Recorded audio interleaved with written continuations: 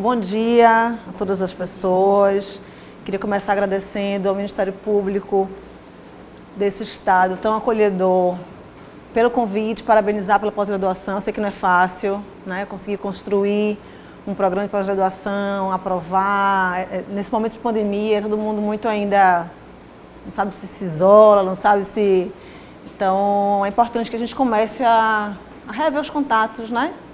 A se olhar nos olhos, a trocar mais. Acho que foi um período de muita dor, muitas perdas, muitas pessoas perderam familiares, amigos, entes queridos. E a gente precisa retomar, né?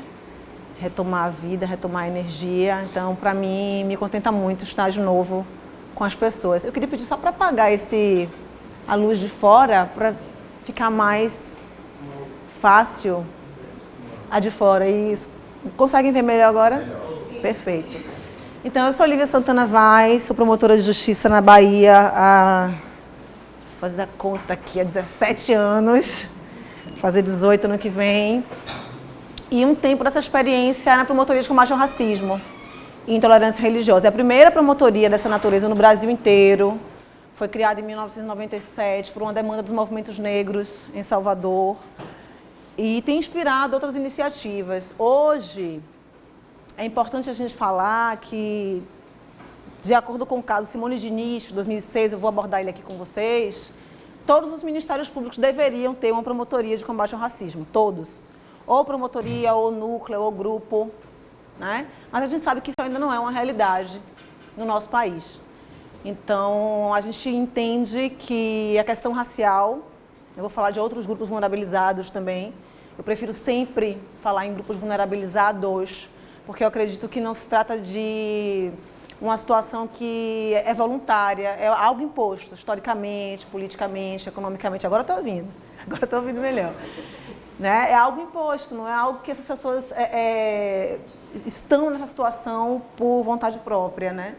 Então, eu digo grupos vulnerabilizados, porque é um estado de vulneração mesmo, né? Uma ação de vulnerar essas pessoas e que o Ministério Público tem um papel fundamental na reparação dessas desigualdades, né?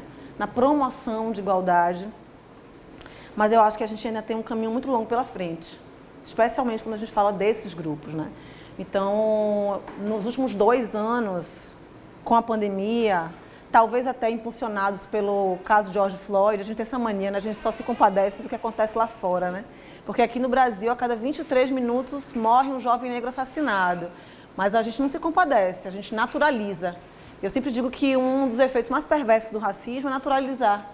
Naturalizar as mortes, os assassinatos, a violência policial letal, naturalizar ausências. É natural, por exemplo, não ter uma mulher negra como promotora de justiça. Anteontem eu estava em Cuiabá, falando para controladorias internas, né? De gestão pública. E quando eu cheguei, uma moça perguntou se eu era cantora. Eu disse, não, eu sou a conferencista de abertura. Ela continuou não entendendo, né? Porque é difícil, né? Porque é tão raro que é difícil mesmo a pessoa entender. Ela, tá, você vai só abrir. Eu digo, eu vou só abrir. Eu acho que ela se assustou na hora que ela me viu lá na frente fazendo a conferência de abertura, mas eu não podia perder a chance de falar sobre a situação, né? E eu disse que quando eu cheguei, me confundiram, porque essa confusão é a mesma que se dá no erro de reconhecimento de pessoas negras no Brasil, né? Me confundiram com a cantora, que eu até sei cantar. Sei mesmo. Sem falsa modéstia nenhuma, eu canto bem, mas eu não vim cantar hoje. Eu disse isso lá, né? Eu não vim cantar, vim fazer a conferência de abertura. É tão raro, né? Ver pessoas negras nesses espaços, mulheres negras mais ainda, que a gente acha natural não haver. Eu estou falando de Salvador, da Bahia, a cidade que é considerada a mais negra fora da África. E ainda assim, é estranho uma promotora de justiça negra. Até hoje eu respondo, sou eu a promotora de justiça. Pessoas sentem, não, mas eu vim falar com a promotora de justiça. Eu marquei para falar com a promotora de justiça. Pois então se sente, né? Fique à vontade, que é um café com água, a promotora sou eu. É comigo que você vai falar. Então, ao mesmo tempo que As pessoas negras são 56% da população brasileira, a maioria. A gente vai entender aqui também quem é negro no Brasil. Essa pergunta é importante quando a gente fala de cotas, de comissão de heteroidentificação, né? É uma grande confusão. Às vezes me parece proposital também em relação a isso, porque a polícia não tem dúvida de quem é negro e quem não é, né? O segurança privado de shopping não tem dúvida. E aí a gente, na hora de aplicar política pública, cheio de dúvidas sobre quem é negro no Brasil. Então, para mim, esse é um tema que me toca em termos teóricos, porque pesquiso sobre o tema desde 2006, no meu mestrado, mas em termos vivenciais também. Porque vivo, né, o racismo todos os dias. Não dá para você acordar de manhã e dizer, deixa eu tirar essa pele aqui, né, que hoje não me convém, estou cansada. Não dá. É com cansaço, é com tudo isso, né, que a gente, com as dores todas, que a gente precisa lidar cotidianamente. Então, isso me moveu a estudar e pesquisar sobre racismo também. Então, eu digo que eu tenho uma experiência teórico-vivencial. Esse slide, inclusive, é a capa do livro, A Justiça à Mulher Negra. Foi o primeiro livro em coautoria com Chiara Ramos, que é procuradora federal, mulher negra também, uma jurista negra em Pernambuco. E o meu segundo livro saiu agora pela coleção Feminismos Plurais, que é o livro Cotas Raciais, né? Pelos 10 anos da política pública, eu escrevi esse livro que já vinha aí fazendo parte de minhas pesquisas. Mas eu começo com esse slide, essa figura de propósito. Vocês sabem o que representa essa figura? Não? Não imaginam? A justiça. A justiça. É porque não foi essa justiça que nos ensinaram a pensar, né? Se eu pedisse para vocês fecharem os olhos e imaginassem a justiça, quem é a justiça para vocês? Vocês iam pensar numa mulher branca. Não é só porque ela é branca, não, ela é grega ainda por cima. Não é? É a Temis, que tem uma origem na mitologia grega, quando nós temos a nossa própria mitologia. Só que a gente não conhece, porque o racismo ele é tão intenso, e é um racismo também epistêmico, que nós ficamos impossibilitadas de acessar os nossos saberes, os nossos conhecimentos. Isso se chama epistemicídio, a gente também vai falar sobre isso. Então essa já é uma provocação, né? Trazer uma deusa da justiça negra de olhos abertos. Eu costumo dizer que essas pessoas, esses grupos vulnerabilizados sabem muito bem o que uma justiça de olhos vendados é capaz de fazer, que é manter o status quo.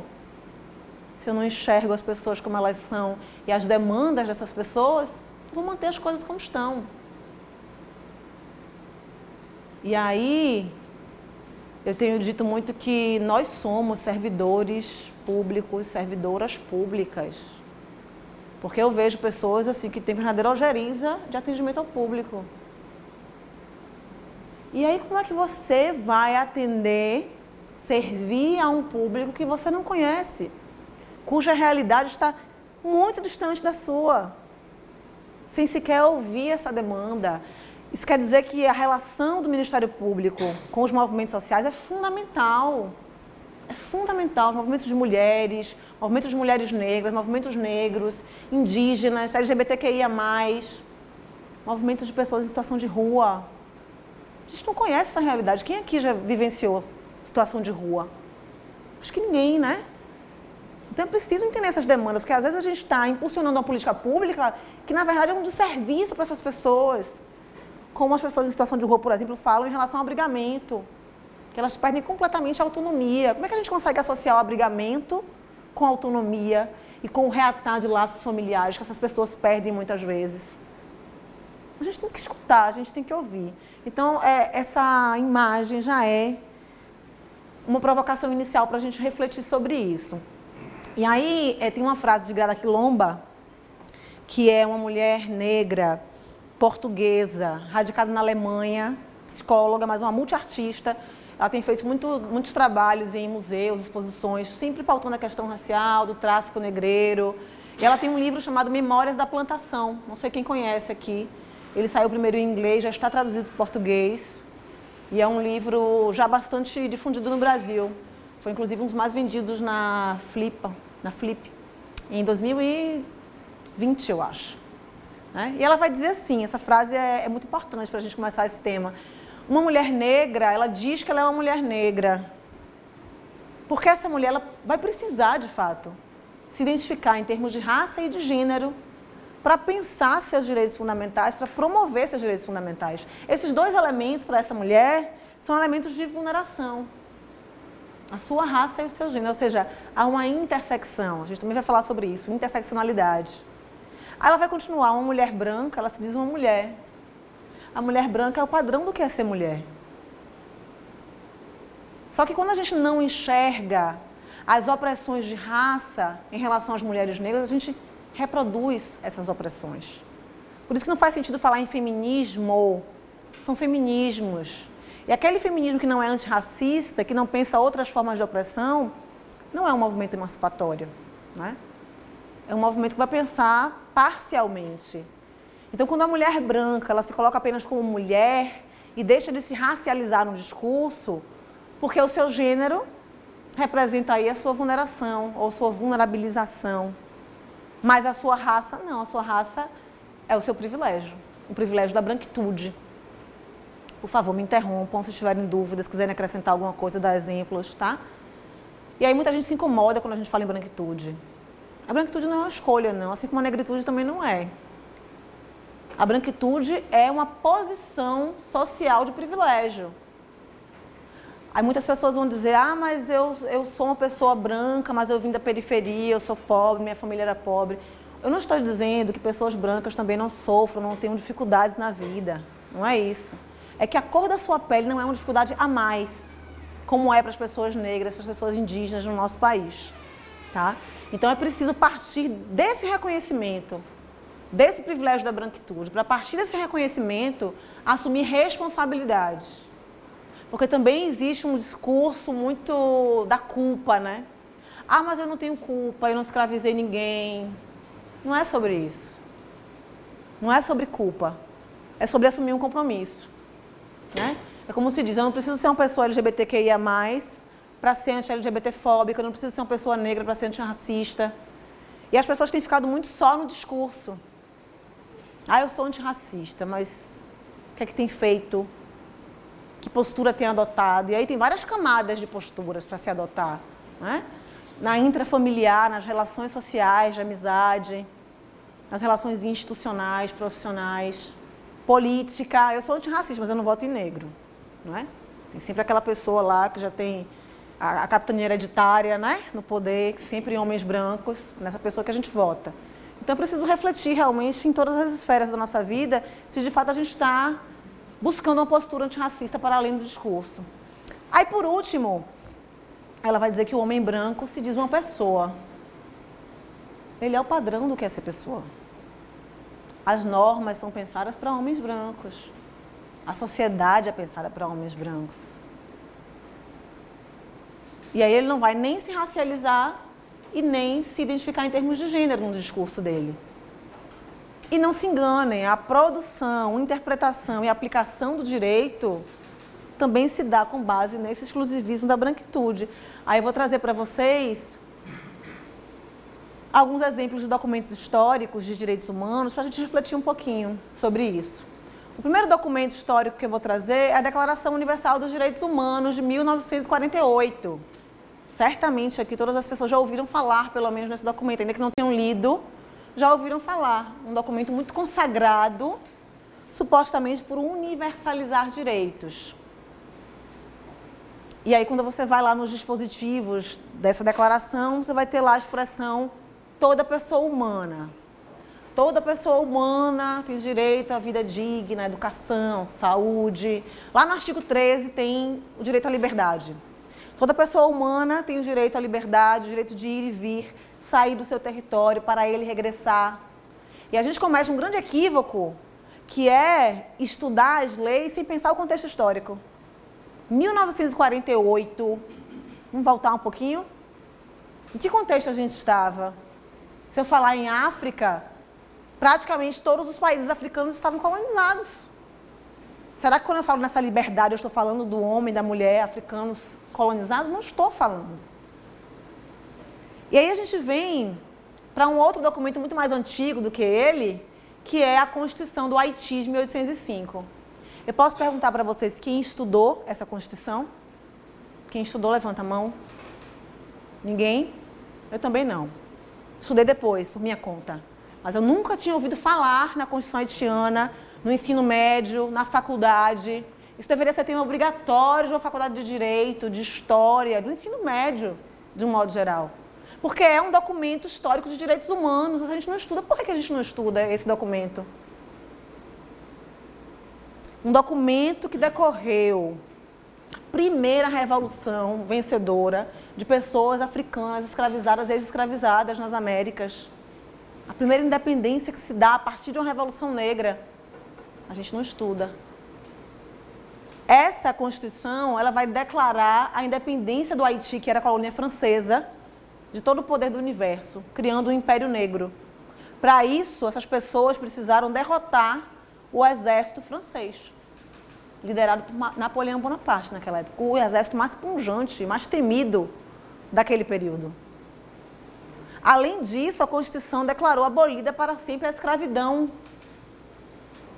A Revolução Haitiana ela teve uma grande influência na história do Brasil, a gente também não estuda isso. O chamado haitianismo, havia um medo, um pânico das elites brancas brasileiras em relação a esse fenômeno, com medo de que acontecesse no Brasil, o que aconteceu no Haiti. E nós simplesmente apagamos a Constituição haitiana da história do nosso país, da história do mundo. Um apagamento. E aqui eu já estou falando de racismo, porque é um documento histórico de direitos humanos construído por pessoas negras, para pessoas negras, inspiradas nos princípios da Revolução Francesa. Ah, não pode. Não era universal? Não era igualdade, fraternidade e liberdade para todas as pessoas? Não, não era para todas as pessoas. Nunca foi essa a ideia, tá? Então, quando a gente fala em sujeito universal, a gente está partindo de um universo que não é representado por todas as pessoas e não traz as demandas de emancipação de todas as pessoas. Vou trazer outros documentos históricos para ver aqui se de fato a gente tem acessado outras possibilidades que não aquelas possibilidades do norte global. A gente tem uma fixação com o norte global. A gente aprende tudo que é da Europa e dos Estados Unidos. Parecemos uma bolha na América Latina. O que a gente conhece de legislação da América Latina, de política, de história? A gente não fala do assunto. Agora, acontecer qualquer coisinha ali num país da Europa que não tem nada de relação nenhuma, às vezes sequer econômica com a gente está fazendo menção, colocando no noticiário. Estranho, é muito estranho, uma bolha. Nós somos uma bolha na América Latina. E aí, quando eu venho falar para vocês da Carta Africana de Direitos Humanos, outro documento que a gente acaba não estudando, 1981. O que é importante nessa carta? Ele tem uma outra lógica.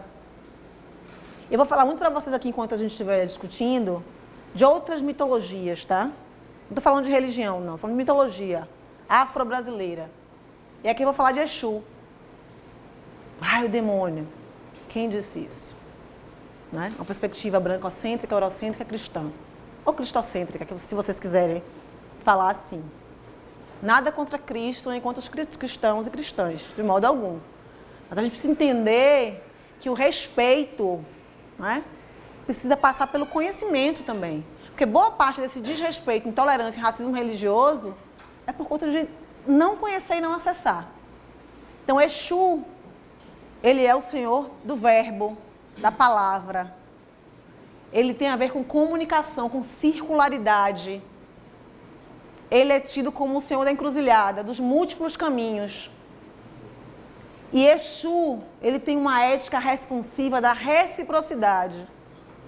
Vocês vão ver as pessoas que são de candomblé ou de religiões de matriz africana de modo geral dizer: não se pede nada a Exu sem dar em troca. É troca. Direito é isso. Ou deveria ser, pelo menos. Então, essa carta vai falar dos direitos e dos deveres. Outras cartas de direitos humanos não falam dos deveres. A gente parece que esquece. É uma lógica muito da branquitude, na verdade, de inclusive formalizar seus privilégios como se direitos fossem, como se justiça fosse. Por isso, quando eu digo a justiça é uma mulher negra, é uma forma de confrontar esse sistema colonial, brancocêntrico, androcêntrico. E de dizer, bom, o direito ou o sistema de justiça pode continuar sendo branco e masculino, heterossexual, pelo menos oficialmente, né? E cristão, porque esse é o perfil que o próprio CNJ diz que o Poder Judiciário no Brasil tem. Mas a justiça é uma outra concepção. que a gente está construindo. A gente precisa construir realmente uma justiça para todas as pessoas. E a gente não estuda esse documento histórico também. Aí eu vou trazer um documento bem mais antigo, que é a Carta Mandinga. Alguém já ouviu falar na Carta Mandinga? É uma carta africana de direitos humanos. O que a gente hoje diz que é direitos humanos, isso estava na Carta Mandinga. Proteção à vida, equidade, fraternidade, paternidade como responsabilidade de todas as pessoas. Tem um provérbio africano que diz assim, para criar uma criança é preciso toda uma comunidade. Não é uma mãe que cria, um pai que cria, não. Toda a comunidade cria aquela criança. Isso tem a ver com a Carta Mandinga, a paternidade coletiva. Proteção ao meio ambiente, valorização das mulheres. A Carta Mandinga, Carta dos Povos Mandinga, ela foi transmitida de geração a geração pela oralidade, uma tecnologia africana. Ela não era escrita. Foi a Unesco que, reconhecendo como patrimônio da humanidade, transcreveu, digamos assim, o que na oralidade se coloca até hoje, em peças teatrais, em contos. E vejam que interessante, valorização das mulheres. Tem um artigo na Carta Mandinga que diz que em todas as instâncias do governo Mandinga deveria haver participação de mulheres. A gente não tem isso nem hoje aqui, né? Se a gente for olhar para o Congresso Nacional, já teve PGJ mulher aqui? Já. Quantas? Quatro? Ó, vocês estão bem, vocês estão bem. 5, pois na Bahia nós tivemos 2, hoje está a segunda, em mais de 400 anos de instituição. E tem muitos ministérios públicos que nunca tiveram. É interessante isso, né? Pensar a criação dos filhos, e a Carta Mandinga fala o contrário, como uma responsabilidade das mulheres. Gente, até no sistema penitenciário, não é pensado para mulheres. Nada é pensado para mulheres. Não é? A base é aquela frase de Grada Quilomba. Quem é essa? Toda pessoa humana tem direito à vida, à educação. É o homem branco, no fim das contas. Ainda. Né? Então a gente precisa girar essa chave. E para isso a gente precisa de diversidade nas instituições. Diversidade de perspectivas. Se a gente tem espaço só com homens brancos, a gente tem uma visão unilateral. Tem a rainha da Inglaterra, que faleceu agora, e as pessoas comemorando horrores, né? Celebrando a vida, a história, a trajetória. Gente, muitas pessoas morreram, foi muito sangue, né? E a gente não acessa isso, a gente vai estudar uma fixação no norte global como algo assim, tão distante da nossa realidade, gente, tão distante. Nós somos um país colonizado, de pensamento colonizado ainda. A gente fala muito que é preciso sulear o pensamento. Você já, até na conversa do cotidiano, diz assim, me dê um norte aí. Por que um norte, gente? Por que não me dê um sul, me dê um norte? Eu não digo mais isso, não, eu digo me dê um horizonte. Né? No horizonte. Me dê um horizonte aí. Me dê um norte. Mas não é só isso, não. Tem tudo a ver com a visão colonial de que o norte é dominador. Ponto de vista. É muito fácil falar em ponto de vista quando a gente nunca estudou um filósofo sul-africano, africano, latino-americano. Aquela coisa, a situação está preta. Dizer que isso é porque é racismo. Pode ser. Sabe o que é? Racismo não é só aquilo que você faz intencionalmente, é aquilo que você repete sem saber nem sequer a origem. Então você fala em lista negra, né? Você fala em ovelha negra, você faz toda uma... Exatamente, criado mudo. A gente não conhece a história. A coisa tá preta. Isso está lá na Bíblia, lá atrás. Sim. Né? Que é aquela coisa de quando foi criado o mundo, escuridão. E a gente precisa reproduzir tudo isso, né? Se isso afeta na prática... O que eu estou dizendo é o seguinte, é que isso aí tem a ver com uma questão de mito, não com uma questão racial. Mas esses mitos, muitos ou quase todos eles, são ligados à questão racial, a essa dicotomização da sociedade, da humanidade em brancos, superiores. É preciso a gente estudar para opinar, não é só uma questão de opinião. Não é só uma questão de opinião. O fato de, falando de religião, por exemplo, de Jesus ser branquiçado. Naquele lugar, né? Branco, do olho azul, dos cabelos loiros, Jesus naquele lugar, naquele espaço geográfico e histórico, naquele momento histórico. Então, há um embranquecimento cultural. A gente sabe o que sobre idiomas indígenas? Nós perdemos vários idiomas indígenas. Vários. O que a gente sabe sobre a história e cultura indígena no Brasil? Povos originários. A gente não acessa esse saber. E, mais uma vez, não é questão de culpa. Que culpa eu tenho? Não é sobre isso. É sobre buscar acessar outros saberes. Porque a gente empobrece quando a gente não acessa esses saberes. E aí eu trago isso aqui para vocês para dizer o quê? Direitos humanos não é monopólio da Europa. E nem dos Estados Unidos. Porque tudo que a gente vai estudar de direitos humanos está no norte global, principalmente na Europa. Quando você fala em Carta Magna, esse período aqui, a única carta que a gente estuda é a Carta Magna da Inglaterra. A gente não vai estudar a Carta Mandinga. Como se os direitos e as tradições e a cultura e a história africana não fossem uma história de direitos humanos também, né? Então, é preciso buscar essa diversificação, né? É preciso. E não é que isso não acometa pessoas negras também, não. Pessoas negras reproduzem isso também, porque são ensinadas a isso. E vocês vão ver muito aqui no que a gente vai conversar, nos vídeos que eu vou mostrar, tá? Então, a gente já começa com essa concepção macro para entender as grandes possibilidades, os múltiplos caminhos que a gente tem, mas que não acessa, né? Quer porque não conhecia, porque não teve a possibilidade de... Mas agora sim, falta de informação não é mais.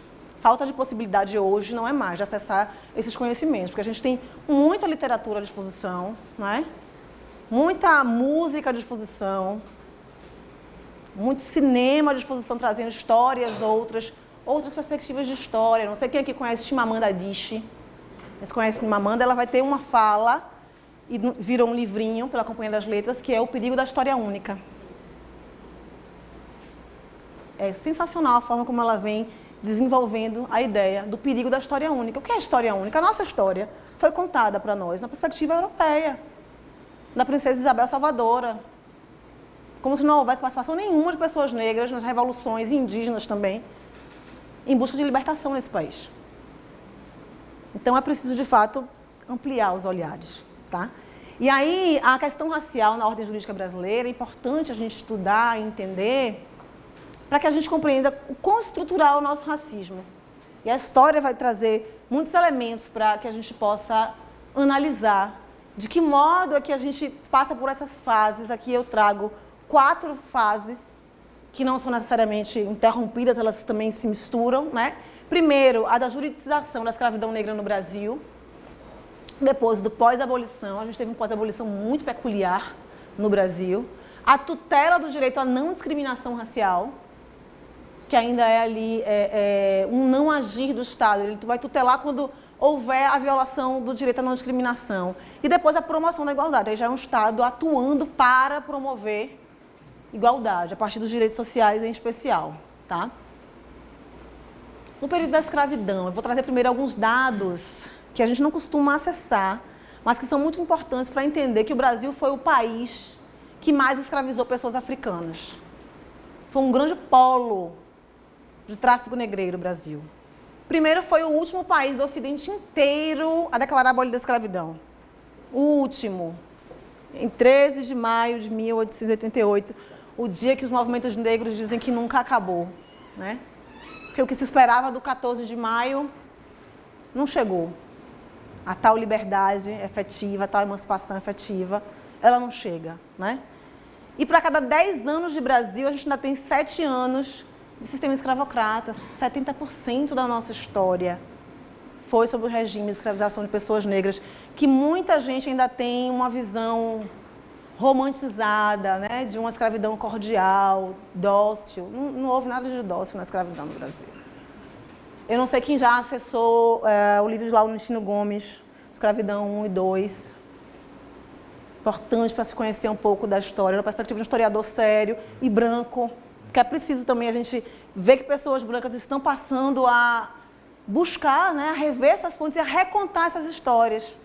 Aí quando a gente pergunta assim, mas o passado, dá para mudar o passado? Recontando as histórias, às vezes dá para mudar o passado, ou pelo menos para compreender melhor o que aconteceu, né? Então, 40% dos cerca de 12 milhões de pessoas escravizadas nessa travessia transatlântica vieram parar aqui, em portos brasileiros, o que torna o Brasil o país que mais escravizou pessoas no mundo, né? Pessoas africanas. O Rio de Janeiro, a cidade que mais recebeu pessoas africanas escravizadas do mundo inteiro. E o caso do Valongo, o maior portal de entrada, com cerca de 1 milhão de pessoas. Alguém aqui já conhece o caso do Valongo? Já esteve no Rio, conheceu? É uma energia pesada, assim, bem pesada. E aí tem toda uma... Quando vocês forem no Rio de Janeiro, tiverem interesse em pesquisar e conhecer a pequena África, eles vão mostrar a vocês ali todo, como é que era a chegada de pessoas escravizadas, né? Elas ficavam separadas numa quarentena. Tinha um cemitério logo ali, porque aquelas que não padeciam eram jogadas ali, então tem esqueletos amontoados. E ali mesmo, naquela avenida do Cais do Valongo, já era o mercado dos escravizados. Ficava tudo ali.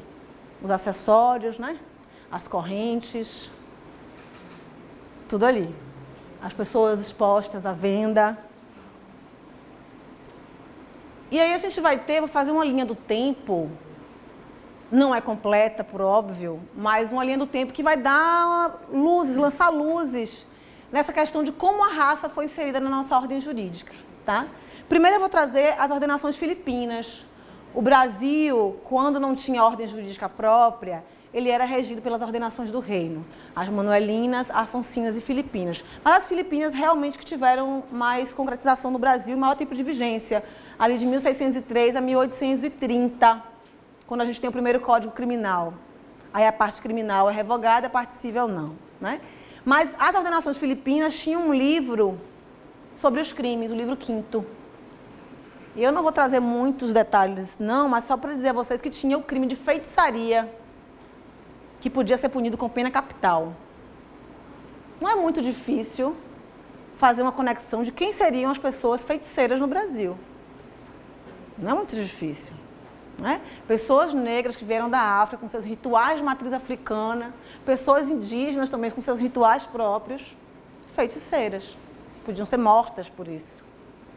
E eu acho interessante a gente estudar dessa maneira, porque muita gente faz uma comparação entre a ordem jurídica brasileira, em termos históricos, e a ordem jurídica dos Estados Unidos da era de Jim Crow, né? A era da separação dos equipamentos públicos, bebedouro para brancos e negros, né? Transporte público, assento em restaurantes. E a mesma coisa em relação ao regime do apartheid na África do Sul. Dizer, mas o Brasil não teve legislação segregacionista, o Brasil nunca foi segregacionista. O Brasil nunca teve apartheid. Sei lá, eu vejo até hoje apartheid. Salvador, quem aqui conhece Salvador? Ah, que maravilha, são conterrâneas, né? Nós somos 4, né? Eu te falei, de Salvador, sim. Nacional, nós somos 4. Abel, que é o chefe de gabinete, é de Salvador. Eu sou de Salvador. Bartilha é de... Ai, meu Deus, é do interior. Esqueci agora o nome da cidade, mas eu sou de Salvador. Itabuna? Não, Bartilha fez faculdade na UES. Tá. Mas ela é... Não, é o nome. Não, qual é o nome, mulher, da sua cidade? Ibotirama, ela me falou no início da aula, Ibotirama. Eu conheço Ibotirama também. A Bahia é enorme, gente. O pessoal na posse, lá para escolher as comarcas, tem uma comarca que o pessoal tinha pânico, que é Cocos. Cocos, que é fica a mais de 1.000 quilômetros de Salvador. Mais de 1.000 1.000 quilômetros. Aqui, que ele é de Santana. E eu tenho um padrinho de casamento que é de Santana. Aí na hora eu falei, ele falou assim, eu sou baiano, doutora. Eu fiz, eu também. Eu disse, o senhor é de onde? Santana? Meu Deus, a segunda pessoa de Santana, que é perto de Cocos, né? É longe, é bem longe. É uma viagem. Eu sei, todas as aulas, Pablo sempre falava, e Fred também. Se vocês não estudarem, vocês vão para Cocos. Pois é. E Salvador, assim, quando eu falo a cidade negra, mais negra fora da África, esse título, né, informal se dá a Salvador, nós temos 86% de pessoas negras em Salvador. Em Salvador, Brasil é 56%. No Brasil, das capitais, acho que é Salvador, Rio, São Luís do Maranhão.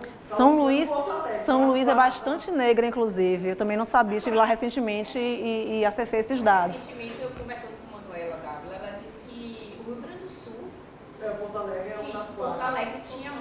Tem, mas onde é que estão? Essa é a questão que eu vou colocar. Onde estão essas pessoas? Porque eu li marrom e amarelo, aí eles também falam muito sobre isso, né? E ela falou que tem muito... Aí E apartheid é sobre isso, por isso que eu falei em apartheid. Porque você vai em Salvador, se você tiver o mínimo de lente, né, sobre a questão racial, você vai num restaurante em Salvador, você não vê pessoas negras sentadas à mesa sendo servidas. As pessoas negras estão quase que Sempre assim, servindo. Mas E isso é muito estranho numa cidade com 86% de pessoas negras. Aí você vai pensar, quantos prefeitos e prefeitas negras eleitos tiveram em Salvador? Nenhum. Tem um candidato lá. Segundo ele, né? A gente vai chegar nessa discussão. A gente vai chegar nesse debate. ele não ia pegar o português. Como? Não. Quem foi prefeito lá foi Edivaldo Brito. Sim, Foi meu orientador, mas ele não foi eleito. Ele foi um prefeito tampão. O Gilberto foi o quê? Governador? Não, Gilberto Gil foi ministro da Cultura. Não. Em Salvador, não. Não, foi não. Nunca foi político. Não. O único cargo político que eu sei de Gilberto Gil foi ministro da Cultura. Né? No governo Lula, mas não... Em Salvador, não. Quando eu estava estudando para concurso, a gente se mudou para Ubituba-Ville. E minha mãe morava num prédio de 14 andares, 4 por andar. E a gente estava na piscina. Eu falei assim, minha mãe, tem uma coisa estranha. Num prédio todo, de 4 apartamentos por andar, você só tinha um casal negro. Ele era auditor da Receita Federal. Contador, fez concurso e era auditor. Isso aí tá estranho. Porque como é que é uma população, a maioria, majoritariamente, tem que ser... Esmagadora maioria, Entendeu? né? Quase 90%. Aí, assim, no prédio do lado tinha a mãe de Carlos Brau. E só. Isso tá estranho, entendeu? Eu falei, minha mãe, isso aqui tá uma coisa esquisita. Vocês já repararam que a gente, lá em Salvador, né? O resto do Brasil deve ser pior ainda, mas em Salvador, você tendo um filho, uma filha numa escola particular, seus filhos não convivem com a diversidade étnico-racial, não. Minha filha tem 10 anos, a mais velha, ela teve 2 coleguinhas negros, um menino e uma menina. Imagine. Minha filha não tem nem... Pois é. nem... E a gente vai passando a vida e achando isso natural. Mas não é normal. Não é normal. Então, assim, o mínimo que a gente precisa fazer é despertar e colocar essa lente da questão racial. Compreender que a questão racial no Brasil ela não é periférica, tangencial, ela é central. De uma democracia que a gente nunca conseguiu concretizar. Essa é a verdade. Né? E aí, voltando para a linha do tempo. 1824, a gente tem a primeira Constituição brasileira, a Constituição Imperial de 1824. Hoje, com ferramentas digitais, é ótimo, né? Você pega lá, abre o texto e bota lá, Ctrl F e bota assim, escravidão. Não vai achar. Escravo. Não vai achar. Não está no texto da Constituição. No texto está a lei igual para todos. Nesse período histórico, as constituições precisavam estar ali, os princípios revolucionários, né? As revoluções burguesas ali, inscritos. Como é que você ia compatibilizar isso com a escravidão, o regime escravocrata? Então, não se menciona o regime escravocrata na Constituição de 1824. Agora, o seu segundo ato oficial vai proibir negros e leprosos de frequentarem as escolas. No livro Cotas Raciais, eu trago uma linha do tempo de leis provinciais, porque a educação ela vai ser distribuída, difundida, né, a competência para legislar sobre a questão da educação no Brasil, a instituição pública, para as assembleias provinciais. E aí você vai ter várias leis proibindo pessoas negras, não vacinadas, escravizadas, africanos ainda que libertos. Né? O que quer dizer que a gente passou no Brasil quase um século, século XIX, aí, quase todo, com proibição ou restrição de pessoas negras frequentarem a escola, a educação formal. Tá? Então, esse tal desse mérito, né? Essa meritocracia, ela já começa muito desigual. E aí, quando eu for lembrando, eu vou logo adiantando alguns temas que a gente não se demora muito mais para frente. Tem um dado importante sobre isso, que é o seguinte, tem um estudo da OCDE, que é a Organização para a Cooperação do Desenvolvimento Econômico, é uma organização internacional, fez um estudo de 2018, denominado Elevador Social Quebrado. Bom, para quem acredita na meritocracia como um sistema efetivamente justo e que a gente tem uma meritocracia no Brasil, né? Porque o princípio meritocrático, ele surge para afastar os privilégios do Estado absolutista, né? Os privilégios de classe, de nobreza, enfim, os clérigos. Será que isso acontece mesmo? Porque se a gente vive numa sociedade meritocrática, justa, a mobilidade social é a regra. Tem que haver mobilidade. Se todo mundo está competindo, né, em condições de igualdade, a mobilidade social é algo Premente. Exatamente. Aí o que acontece? Esse estudo vai dizer que o Brasil é o segundo pior país em mobilidade social. Só perde para a Colômbia. No Brasil, eu preciso de 9 gerações, para que uma pessoa saia da faixa mais pobre da população para atingir a renda média. Não é para ficar rico, não. É para atingir a renda média. 9 gerações. Façam as contas. Há 9 gerações onde estávamos. Aqui, ó. Em pleno regime escravocrata. E de onde é que as pessoas negras tomam o impulso para essa competição? De lugar algum. Eram pessoas coisificadas, réis. E aí um outro dado da mesma organização, 70% da renda de uma pessoa, de uma geração, vem das gerações anteriores. Que mérito é esse? Acaba sendo um mérito racialmente estabelecido no nosso país. Então a gente precisa revisitar esse mérito, até porque quem cria as regras meritocráticas são as mesmas pessoas de sempre. Né? Então isso vai mantendo, ao invés do mérito ser o que deveria ser, né? Um princípio para afastar privilégios e garantir justiça e igualdade, vai ser um pretexto para a manutenção de desigualdades. Porque se eu estou no topo porque eu mereço, quem está na base também merece estar, né? Merece ser perdedor, perdedora. E aí justifica a hierarquização racial e econômica e de gênero da sociedade e mantém isso tudo como está, porque afinal estamos vivendo uma sociedade meritocrática, né? E aí a gente tem esse Código de Posturas aqui de 1838, que é da Câmara Municipal do Rio de Janeiro, que é interessante porque ele vai proibir o uso do pito do pango, ou maconha, se vocês quiserem, ou fumo africano, como se dizia. Pito do pango. Era um fumo utilizado principalmente em rituais de religiões de matriz africana. Não preciso dizer que é contra pessoas negras, gente. Não precisa. É a maneira como se aplica e como se direciona e tipifica crimes, né? Condutas com base na vulnerabilidade ou vulneração de pessoas ou de grupos determinados, já é uma forma de você trazer uma seletividade racial ao sistema, né? E aí, o que tem de interessante aqui? Qual era a sanção? Para quem vendesse, multa. Quem é que vende hoje? O traficante, né? Olha como mudou. Ali era só multa, era o boticário. Eles tinham apenas de multa. E para quem dele fizesse uso, ou o escravo, está assim no código, ou o escravo, pena de cadeia. O usuário de hoje é uma audiência de, né? Só é repreendido e pode ir embora para casa.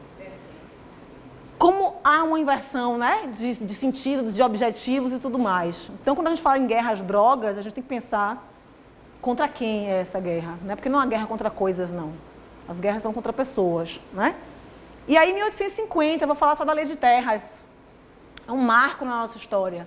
A primeira Lei de Terras do Brasil, porque ela vai tirar das pessoas negras e indígenas a base econômica. Quando ela diz que a propriedade só se adquire mediante compra. E as comunidades quilombolas? E as comunidades indígenas que tinham a posse da terra há anos? Não, agora só mediante compra.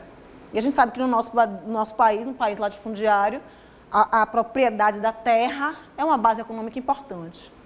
1854, a gente vai ter um decreto, também no Rio de Janeiro, 1331A, que vai proibir meninos não vacinados, portadores de moléstias contagiosas e escravos de frequentarem as escolas. Ou seja, eu falei de 1824, agora eu estou falando de 1854, 30 anos depois, e várias outras leis provinciais até 1888, que é onde a gente tem a Lei Áurea, tá?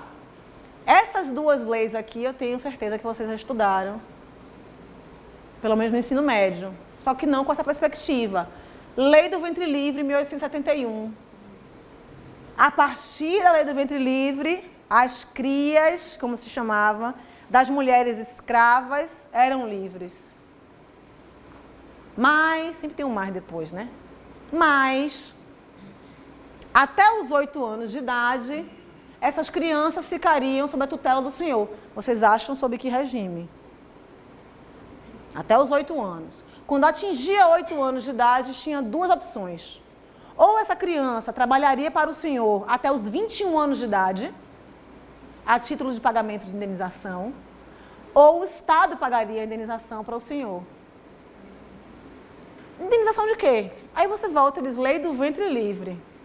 Se o ventre era livre, não era propriedade. Se não era propriedade, você vai indenizar o quê?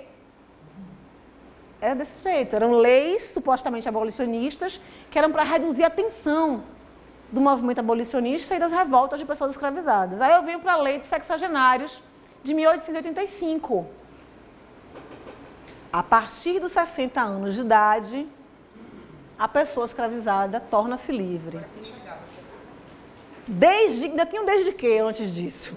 Desde que trabalhasse mais 3 anos a título de pagamento de indenização ao senhor. Vocês sabem quando é que as pessoas no Brasil atingem uma média de vida de 60 anos? 1980. 1980.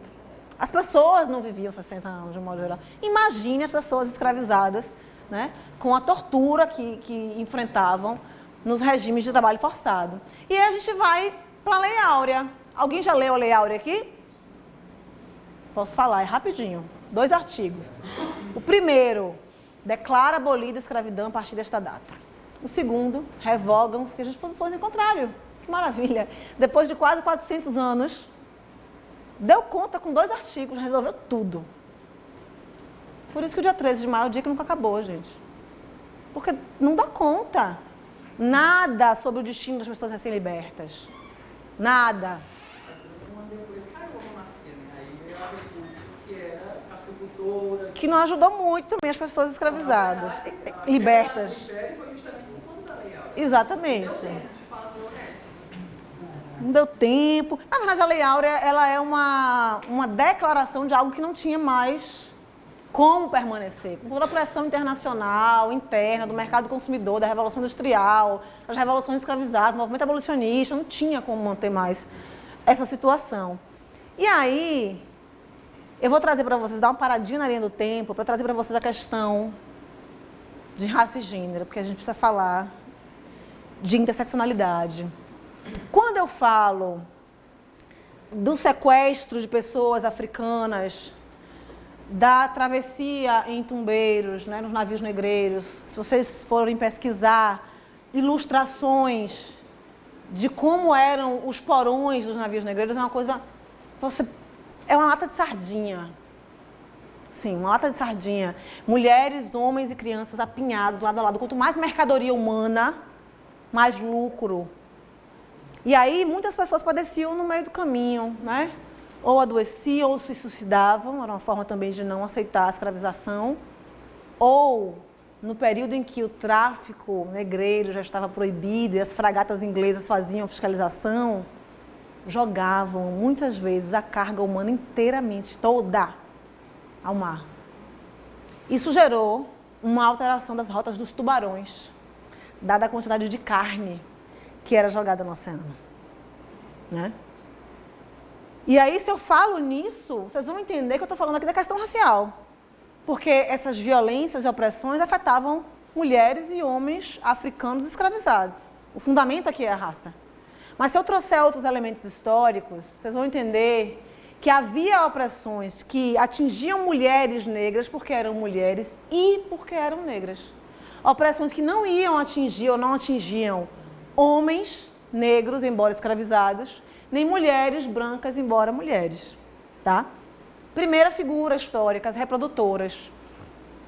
Mulheres negras nesses mercados escravizados, elas já eram expostas e escolhidas, tendo em vista a possibilidade de reproduzirem, ou a capacidade de reproduzir. Então, aquelas que tinham as ancas, e aí falou ancas de propósito, porque era mesmo a animalização dessas mulheres, as ancas mais largas, os seios mais fartos, eram destacadas para serem reprodutoras. Essas mulheres quase não ficavam sem gestar. Era gestação em cima de gestação. De que modo? Por meio de estupro colonial. O estupro é uma grande tecnologia de guerra, né? Quando países invadem outros países e outras nações, o estupro das mulheres é uma grande tecnologia de guerra. Isso se deu também na escravização no Brasil, né? Isso é tão real que a gente tinha espaços denominados de criatórios no Brasil. Na Ilha do Governador, no Rio de Janeiro, existia um criatório que era administrado, inclusive, pelos frades do Mosteiro de São Bento. Tá? E aí a gente tem o aborto. É triste pensar que as mulheres negras são as que mais morrem ainda hoje por conta do aborto. não é? Porque elas, historicamente, sempre souberam como abortar. Podia ser uma necessidade histórica abortar. Em períodos nos quais o preço dos escravizados estava muito baixo no mercado, os senhores preferiam matar essas crianças. Ou forçando o aborto de forma violenta nessas mulheres, ou matando a criança assim que elas nasciam. Pisoteadas, jogadas em rios, enterradas vivas. Dos modos mais cruéis que vocês possam imaginar, né? E muitas dessas mulheres, não suportando nem imaginar esse sofrimento, quando descobriam a gravidez, tomavam seus chás, suas ervas, seus saberes ancestrais com as plantas, e elas próprias abortavam. A gente tem as negras de ganho também. As pessoas escravizadas de ganho eram aquelas que poderiam sair das propriedades durante o dia, realizar atividades lucrativas e voltar, muitas vezes entregando integralmente o valor, né, aos senhores e senhoras, muitas vezes parcialmente, a depender dos ajustes que eram feitos. Muitas dessas mulheres eram prostituídas, não prostitutas, prostituídas. E aqui havia uma participação importante, digamos assim, das mulheres brancas, que cobriam essas negras com joias, né, com rendas, com luxo, para que elas pudessem render mais ao fim do dia, na condição de mulheres prostituídas. Isso foi parar, inclusive, no tribunal, se a imposição de prostituição era motivo para se libertar essas mulheres. O tribunal entendeu que não, já que era propriedade, você podia fazer o uso que quisesse dessa propriedade. Então, essas mulheres, muitas delas eram prostituídas. E, por fim, as amas de leite. Essa figura que vocês veem aqui no slide. Mulheres negras que eram doadas, alugadas, vendidas, na condição de nutrizes de crianças brancas. Se vocês procurarem no Google, colocarem assim, anúncios, jornal, tem um livro do Gilberto Freire só sobre isso. Anúncios de jornal envolvendo pessoas negras, são horrendos. Porque você está vendendo um objeto, uma propriedade sua, ou alugando, enfim. Então você descreve como se fosse uma coisa, né? E muitos desses anúncios traziam amas de leite. E no Brasil havia uma tradição de que, se essas mulheres iriam nutrir crianças brancas, elas não podiam nutrir as suas próprias crias, né? Ficavam proibidas de amamentar as suas próprias crianças. Aí eu vou trazer um discurso para vocês de Sojourner Truth. Já há também um livro em português sobre a história dela.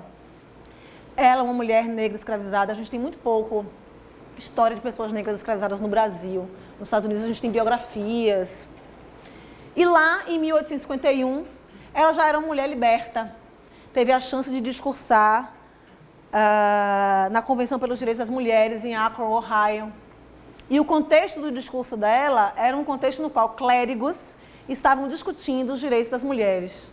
Dizendo que mulheres não podem ter os mesmos direitos que os homens, porque Jesus Cristo foi um homem, não uma mulher. Já pensou Jesus que defendeu mulheres como defendeu, ouviu um negócio desse? Era o que eles diziam ali, né? E aí ela perguntou para eles, mas de onde vem o seu Cristo?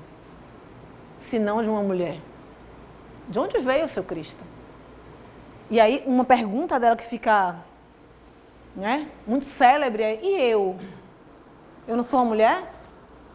Eu, mulher negra, não sou uma mulher? E esse é um discurso sobre interseccionalidade. Ela vai dizer assim, aqueles homens ali dizem que as mulheres precisam de carruagem, de ajuda para subir em carruagens, e que devem ser carregadas para atravessar valas, e que merecem o melhor lugar onde quer que estejam. Ninguém jamais me ajudou a subir em carruagens, ou a saltar sobre poças de lama, e nunca me ofereceram melhor lugar algum. E eu não sou uma mulher? Olhem para mim, olhem para os meus braços, eu arei, plantei, e juntei a colheita nos celeiros e homem algum poderia estar à minha frente. E eu não sou uma mulher? Eu poderia trabalhar tanto e comer tanto quanto qualquer homem, desde que eu tivesse oportunidade para isso. E suportar o açoite também. E eu não sou uma mulher? Eu pari 13 filhos e vi a maioria deles ser vendida para a escravidão. Quando eu clamei com a minha dor de mãe, ninguém, a não ser Jesus, me ouviu. E eu não sou uma mulher? Daí eles falam essa coisa da cabeça, como é que eles chamam isso? E alguém vai sussurrar para ela, é intelecto. E ela completa, o que é que isso tem a ver com os direitos das mulheres e dos negros? E essa pergunta final, para mim, é atemporal. Se o meu copo não tem mais que um quarto e o seu está cheio, por que você me impediria de completar a minha medida? As pessoas que estão no topo do poder, né, e do dinheiro, da renda que não se distribui nesse país, preferem fazer transbordar o seu copo do que permitir que outras pessoas possam preencher sua medida. E aí quando a gente fala de justiça, né, de distribuição, é sobre isso que a gente está falando. É sobre isso. Tá? O Brasil enriqueceu, né, cresceu economicamente no século XX, de uma maneira, quando comparada com outros países da América Latina, de uma maneira extraordinária, mas não distribuiu renda. Manteve as mesmas pessoas na linha da pobreza, né? Então, e as mesmas pessoas concentrando a renda. Então, a gente precisa, de fato, falar em políticas públicas de distribuição de renda nesse país. E a interseccionalidade, já na verdade é uma ideia antiga, porque Sojourner Truth já fala sobre isso. O que ela quer dizer quando ela pergunta, e eu não sou uma mulher? Ela está querendo dizer que o padrão, né, de feminilidade, de respeitabilidade, de dignidade que se atribuía a mulheres brancas não era o mesmo que se atribuía a mulheres negras. E isso é algo que permanece vigente, né? Que se perpetua no Brasil. Eu vou dar um exemplo em relação ao Sistema Único de Saúde. A Fiocruz tem pesquisas que dão conta de que mulheres negras recebem menos anestesia no parto normal do que mulheres brancas no Sistema Único de Saúde. Aí as pessoas vão dizer assim, mas isso é uma questão de classe, isso não tem nada a ver com gênero, com raça. Será? Interseccionalidade é sobre isso. Essa capacidade de entender que raça informa gênero, que informa classe. Porque se é só uma questão de classe, a conta não vai fechar. Se as mulheres negras são as mais pobres e temos dados oficiais sobre isso, elas serão a maior clientela do SUS quando comparadas com mulheres brancas. E por que então recebem menos anestesia no parto normal do que mulheres brancas no SUS? Não fecha essa conta. Então isso tem a ver também com a questão que atravessa mulheres negras, que é o sexismo aliado ao racismo. Uma ideia, uma mentalidade ainda escravocrata que nós temos de que mulheres negras suportam mais dor. Então, portanto, não precisam ali de anestesia no parto normal, tá? Lélia Gonzalez vai trazer também essa visão interseccional em vários textos e falas suas, e esse texto é fundamental para eu entender isso, Racismo e Sexismo na Cultura Brasileira, de 1980, mas o termo interseccionalidade, ele vai surgir em 1989 com Kimberly Crenshaw, que é uma jurista negra dos Estados Unidos, professora universitária, ativa ainda nos dias de hoje.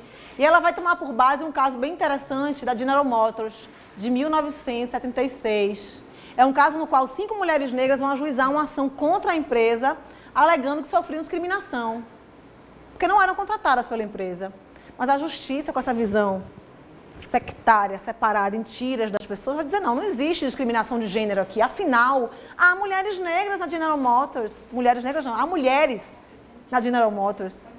Só que quando você ia olhar na prática, essas mulheres eram todas brancas, trabalhando na área de secretariado executivo ali, né, na secretaria da empresa. E aí a justiça vai entender também que não há discriminação racial, porque havia pessoas negras trabalhando na General Motors. Só que essas pessoas negras eram todos homens negros trabalhando na área de montagem. Ou seja, a discriminação era de raça e de gênero. Afetava mulheres negras porque eram mulheres e negras. Mas não se conseguiu enxergar isso. Então é com base nesse caso que a Kimberly Crenshaw vai trazer esse termo interseccionalidade.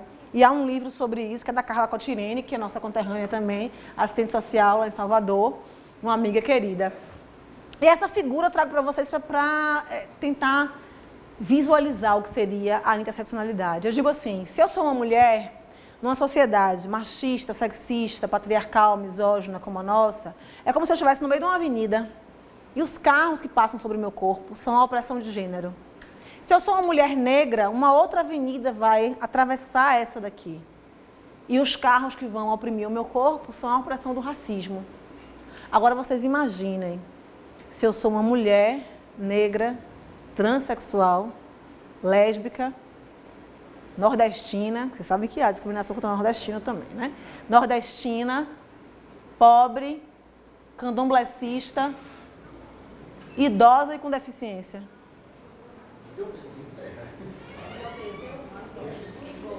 E gorda.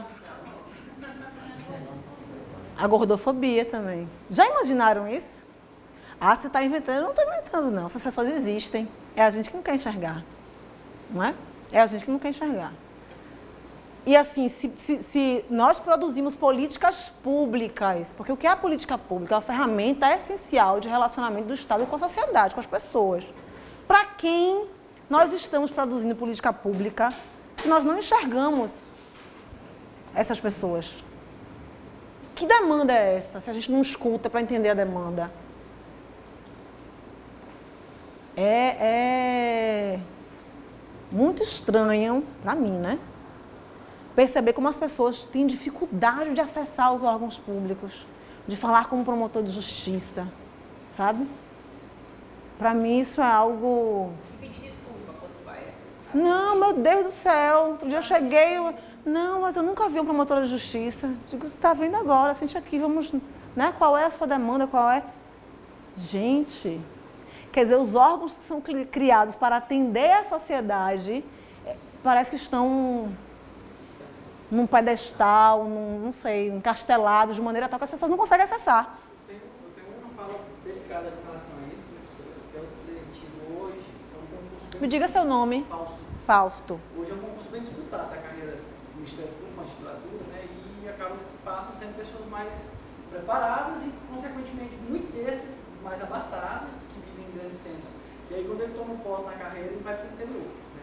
E aqui no Tocantins a gente tem uma peculiaridade que são 139 municípios e 39, 38 comarcas, né?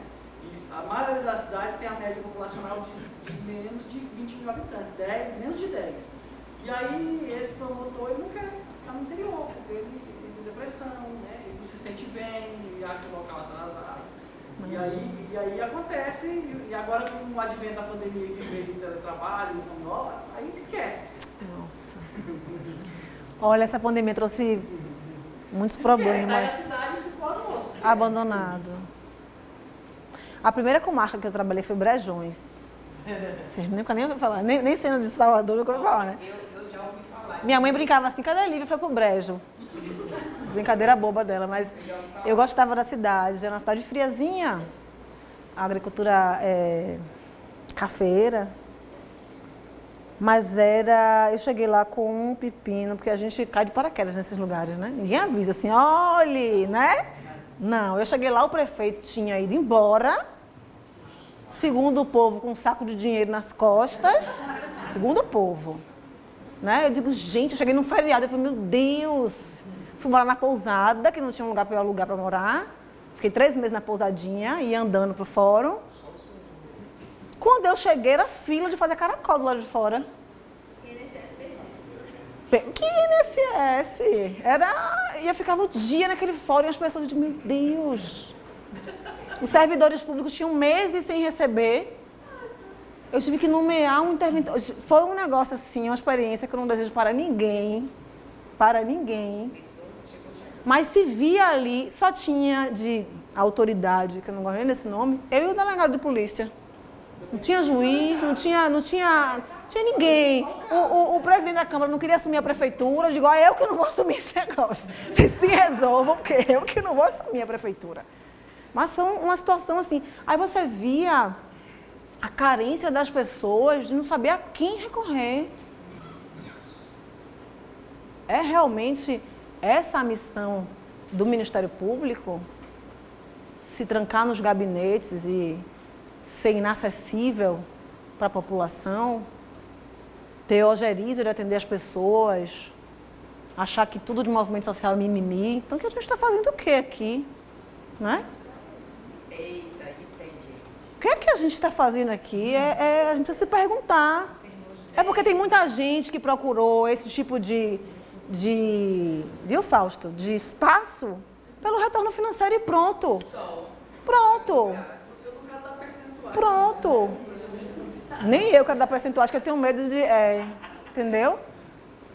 Mas quando eu falo da questão do mérito, isso é importante. Tem pesquisas que demonstram que 30% da magistratura brasileira é filho e filha de magistrado.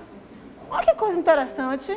Lívia, eu fui defensora, tinha uma colega defensora que ela odiava atender o povo. Aí ela passou para a AGU e disse, mas olha, você vai ser muito feliz. Com certeza. Porque você não gosta de pessoas. Você Trabalha não com gosta de papel, gente, isso, trabalha com entendeu? papel E ela melhor. era da área civil, era criminal. E ela ficava com raiva quando ela via aquela fila. Imagine, gente. Uma colega baiana, inclusive, a gente era defensora em outro estado. E ela não ficava gostava. de cara feia. Aí quando ela tomou posse na AGU, eu disse, agora você vai ser feliz. Porque você não gosta de E fazer as pessoas felizes, porque você é defensora pública, você não é feliz, não faz ninguém feliz, poxa, é difícil. É. Tem uma defensora pública no Rio de Janeiro, chamada Lívia Cáceres, minha xará, que ela tem uma fala assim, a defensoria pública não tem cara do povo, não gosta do povo e não gosta do cheiro do povo. Não sei se o Ministério Público também é muito diferente disso não, viu? Tem uma Né? situação, professora, que envolve aí até, não sei se vaidades, ou porque é a briga entre o Ministério Público e o defensor. Ah, mas isso aí é Brasil afora, na Bahia também é assim. Quem faz mais, quem pode mais, quem ocupa mais espaço. Ela cresceu muito no vácuo que o Ministério Público deixou. No atendimento Concordo. individual, né? O Ministério Público conseguiu, conquistou às vezes o que ele queria, chegou no patamar que ele queria. E aí a defensoria pegou. Só que a defensoria também chegou no patamar que ela queria. E hoje também ela está começando a deixar um pouco a... Sabe o que é que eu acho? Assim, para a sociedade, é até bom que haja uma certa concomitância de poderes, de possibilidade de agir, mas aí deixar de atender as pessoas necessitadas na advocacia pública, né? Porque é o que acontece? A defensoria sequer se disseminou. Na Bahia, então, que é enorme, tem várias comarcas que não tem defensor. Várias comarcas. Aí é complicado. Porque é um papel que a gente também não pode assumir, né? Na minha época, não sei vocês se já fizeram isso aqui, ação de alimentos. Imagine a ação de alimentos. Hoje, para mim, é inimaginável fazer uma ação de alimentos. Fazer ação de alimentos. Tinha defensor? Eu faço empresa, professora, da questão da advocacia nativa, que às vezes dão um cara de pau, mas assim, a defensoria veio questionando isso. Só que aí hoje ela está nessa lacuna, que ela não consegue... Ela pode questionar, ela precisa assumir o lugar, né? Porque a função principal da defensoria é essa, de atender e orientar juridicamente, judicialmente, ajuizar ações para as pessoas necessitadas. E tem ficado para trás isso, infelizmente. Disputas à parte, tem ficado para trás, né? É complexo isso, viu, gente? É complexo, porque a gente entende a necessidade das pessoas de acessarem, mas a gente precisa fortalecer também a instituição, entende? Porque se a gente cria esses remendos, a instituição não vai assumir o seu papel, né? Gente, vocês me controlem, vai dar 11 horas da manhã e a gente está aqui conversando. Eu nem comecei ainda, pelo amor de Deus. Segundo o Jadson, tem 800 slides, né, Jadson? Eu fiz pare, Jadson, pare que só tem 80, negócio de 800. 800 também era demais, vocês não iam me aguentar. Mas vamos lá, a linha do tempo vai terminar agora. Porque eu vou falar para vocês que o nosso pós-abolição, que a gente conhece pouco, nessa perspectiva, foi muito peculiar. A gente passou por um processo de embranquecimento do país, que não era só no discurso, mas também era no discurso, mas estava na lei, fundado num racismo científico eugenista. Um evento de 1911, o primeiro Congresso das Raças, em Londres, teve um representante brasileiro, médico, Lacerda. E ele defendeu uma tese, naquela época considerada muito importante, que foi a tese de que, para que o Brasil pudesse progredir, era necessário miscigenar. Porque, com a miscigenação, sendo o elemento branco superior, em um século haveria o desaparecimento do elemento negro e mestiço. O que é isso, senão uma tese higienista, né? Essa foi a tese. A única possibilidade do Brasil progredir era eliminando o elemento negro e o elemento mestiço da sociedade. E isso não estava, mais uma vez, dizendo a vocês, somente no discurso. Houve também uma criminalização do povo negro. Eu falei alguns elementos aqui, né? Mas eu vou trazer outros na legislação. Então, continuando a linha do tempo, vejam que curioso. Em 1889, o Fausto falou ali que a gente teve... Foi você que falou, não foi, Fausto? A Proclamação da República? Pronto, Proclamação da República. Cadê a Constituição Republicana? Não era tão urgente assim. Primeiro a gente precisava de um Código Penal. Tá? Um Código Criminal, o de 1890, que dedicou um capítulo inteiro para criminalizar a capoeiragem e a vadiagem. Essa política de embranquecimento, para ela se concretizar, ela teve que se infiltrar na política imigratória do Brasil. Aí a gente tem esse decreto aqui, ó, 528 de 1890, 2 anos após a Lei Áurea, que proibia, vejam só, a entrada de asiáticos e africanos no Brasil, salvo com autorização do Congresso Nacional, imagine só. Asiáticos e africanos, ou seja, não brancos, precisavam de autorização do Congresso Nacional para entrar no Brasil. Em contrapartida, imigrantes europeus tinham a sua vinda subvencionada por lei, com acesso facilitado a postos de trabalho, moradia e terra. Nada disso foi garantido a pessoas negras recém-libertas. Quem eram as pessoas vadias nesse contexto? Precisa fazer muito esforço para entender, né? E a capoeiragem é uma prática de matriz africana. Quem eram os capoeiras? Esse mesmo código possibilitava a responsabilidade penal a partir dos 9 anos de idade. De quem eu estou falando não é dos filhos e filhas dos senhores e senhoras, né? E aí, a gente vai ter só em 1891 a Constituição Republicana, tá? A Constituição Republicana vem 2 anos após a proclamação da República, praticamente. Aí eu vou dar um salto para os dias de hoje, para que vocês entendam como a questão racial, de fato, é central. É um fator determinante das desigualdades no Brasil. Se eu trouxer para vocês dados sobre mortalidade infantil, são as crianças negras que mais morrem. Se eu falar em violência de gênero, as mulheres negras são as maiores vítimas de todos os tipos de violência. Mortalidade materna, violência obstétrica, violência doméstica e familiar, violência sexual, feminicídios. Se eu falar em encarceramento em massa, violência policial letal, erro no reconhecimento de pessoas, vocês já viram algum desses erros emblemáticos, assim, um homem branco? Se vocês conhecerem algum caso, me falem, que eu preciso conhecer, porque você vai ver que vai afetar jovens negros. E se eu falar, deixa eu andar um pouquinho aqui nos slides, aqui são alguns dados do Atlas da Violência de 2020, que se repete em 2021, que se repete em 2022, né? Mas, para mim, o principal que eu quero tratar com vocês é esse aqui, porque diz respeito à nossa atuação, o Ministério Público também. A cada período de 10 anos, isso se repete em vários atlas, existe um aumento dos feminicídios de mulheres negras e a redução dos feminicídios de mulheres brancas. Mas a Lei Maria da Penha não é universal? O que é que acontece? Por que aqui nós não conseguimos sistema de justiça, sistema de segurança pública, de serviço social, né? Acolher e proteger mulheres negras do mesmo modo que se protege e acolhe mulheres brancas? É porque elas são mulheres de malandro, elas gostam de apanhar. Pois, já ouvi isso também. Já ouvi isso de um radialista quando eu fui dar uma entrevista. Ele disse, mas tem mulher que apanha e volta, doutor. O que é isso? É amor? É amor. É amor. A gente vai falar sobre violência contra as mulheres também, de maneira mais específica. Mas assim, quem são as pessoas que estão no Poder Judiciário, que estão no Ministério Público, que estão na Defensoria Pública, não são mulheres negras. Aí do alto da minha janela não dá para ver, não dá para enxergar. Lá no castelo que eu estou, não dá para ver essas coisas. Então, a gente tem que pensar em quem é que aplica e deixa de aplicar a lei. Por que mulheres negras sequer conseguem acessar? Vocês sabiam que se vocês mandam uma Ronda Maria da Penha, não sei se aqui tem Ronda Maria da Penha, tem? Não? Da Polícia Militar? Para fazer acompanhamento de mulheres em situação de violência? Pois, se você manda uma Ronda Maria da Penha em algumas comunidades em Salvador, você vai acabar com a vida daquela mulher.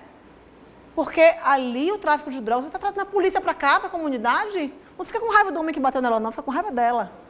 Então a gente tem que entender essas situações, escutar, ouvir, entender as demandas, porque senão a gente sai aplicando e tornando as pessoas objeto de nossa atuação. Simples objeto. A lei diz assim, eu faço assim, mas como é que é isso na prática para as pessoas? A gente precisa pensar sobre isso, né? Vou fazer uma provocação. Claro, adoro provocações. No caso, então, a senhora, não vou dizer que a senhora defende uma tese, mas a senhora aponta que então teria uma espécie de feminicídio racial, Feminicídio... a condição de mulheres negras. Perfeito. Feminicídio negro, eu chamo. Inclusive, no livro tem existe essa nomenclatura e esse conceito que eu trago. Existe o feminicídio negro. Se a gente for estudar o que a gente já estudou aqui rapidamente sobre mulheres negras, esse feminicídio nunca cessou. Ele é um feminicídio negro em continuidade. E se você pensar que essas mulheres também precisam assumir o luto, que no fim vira luta pela morte dos seus filhos negros cotidianamente, eu não sei se vocês já tiveram acesso a movimentos de mães. As mães de maio, por exemplo. É algo assim que eu não consigo me imaginar naquela situação. Mas é o tipo de conselho que uma mãe dá para um filho negro. Não, meu filho, não precisa usar o casaco, não. Prefere que vá na chuva, porque se botar o casaco com capuz, não precisa de guarda-chuva também, não, que pode ser confundido com a arma. Ó, vá com a identidade, não corra. Alguém aqui diz isso, não corra na rua. Mas as mães negras dizem isso para os seus filhos nas comunidades, não corra. Leva o documento. Pode sair sem nada, mas leva o documento. Ave Maria, eu inclusive. Porque assim, não há toga, nem jaleco, nem roupa de marca que lhe proteja do racismo, não. Não há. Infelizmente não há. E isso é triste, são várias camadas de violência, várias camadas, e a gente vai falar sobre muitas delas aqui hoje. Mas a gente precisa, eu gosto de, isso aqui é uma provocação. Existe uma tese, existe porque eu venho estudando e produzindo sobre, mas eu quero mais é provocar vocês. Por quê? Por quê que não conseguem alcançar essas mulheres? A gente não está com as portas abertas, a gente não vai. Porque muitas vezes grupos vulnerabilizados não conseguem chegar até nós. Aliás, não precisa nem ser grupo vulnerabilizado para não conseguir chegar, né? Imagine quando é. Então a gente tem que pensar de que modo nossas práticas institucionais não reforçam o racismo, o sexismo, a LGBTfobia, o capacitismo, a gordofobia, como a colega colocou aqui também, né? É preciso pensar sobre isso. E aí eu vou para o último dado, eu falei do nascimento, mortalidade infantil, eu vou para o dado sobre expectativas de vida. Cadê vocês aqui, gente? Acharam aqui? Aqui, deixa eu ver. 72 anos, mais ou menos. Né, aqui? E 75. Pontinho cinza são pessoas negras. Pontinho amarelo, pessoas brancas. Em todos os estados da Federação Brasileira, pessoas negras vivem menos que pessoas brancas. Então, estou falando de um fator que determina nossas vidas do nascimento até a morte. Determina. Aqui, ó, PNAD 2017, ó. IBGE, são dados oficiais, tá? E a gente tem ainda essa pirâmide socio-racial brasileira. As mulheres negras estão na base da pirâmide. E aí, quando a Angela Davis diz assim, quando a mulher negra se movimenta, toda a estrutura da sociedade se movimenta com elas. Por quê? Já está na base. Essa mudança não vem do topo, gente. Não vem do topo. Tá? Será que eu falo do negócio do pardo agora? Não, deixa eu ir pra frente, né? Porque você tem que lanchar, porque é muita... Mas eu ia falar sobre isso na questão eleitoral. Os homens brancos que estão no topo não vão ceder espaço, assim. Nunca foi benesse, gente. Nunca foi benesse, né? Então, há formas de se conformar informalmente o poder quando a gente consegue repartir o bolo. Há cotas raciais, fraude.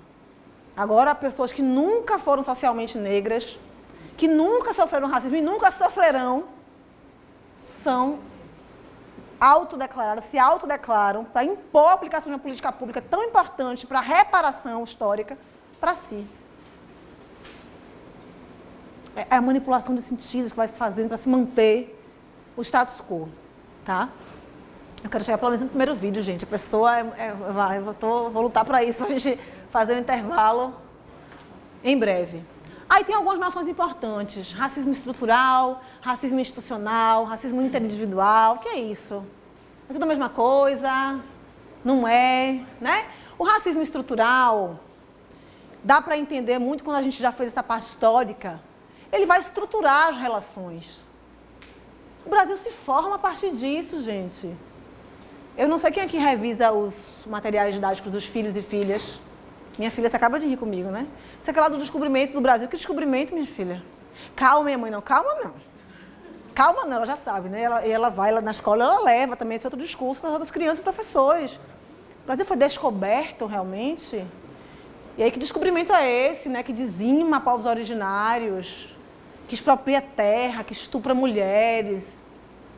O Brasil se forma assim, a partir desses valores. Então, a questão racial está no cerne do descobrimento ou da invasão do Brasil.